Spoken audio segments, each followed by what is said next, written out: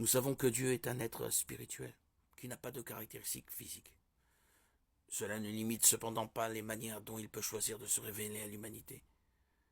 Les Écritures contiennent toute la révélation de Dieu à l'humanité, et constituent donc la seule source objective d'information à son sujet. En les étudiant, on peut faire plusieurs observations sous la forme dans laquelle Dieu s'est révélé à l'humanité. Les Écritures contiennent environ 170 références à Dieu comme un père. Un père ne peut être que de sexe masculin. Si Dieu avait choisi de se révéler à l'homme sous une forme féminine, le mot mère figurerait à la place de père dans ces passages. L'Ancien et le Nouveau Testament emploient des pronoms masculins pour parler de Dieu. Jésus-Christ a appelé Dieu Père à plusieurs reprises et il a également employé des pronoms masculins en référence à lui-même. Rien que dans les évangiles, il emploie le terme Père en référence directe à Dieu, presque 160 fois. Son affirmation en Jean 10:30 revêt un intérêt particulier. Le Père et moi, nous sommes un.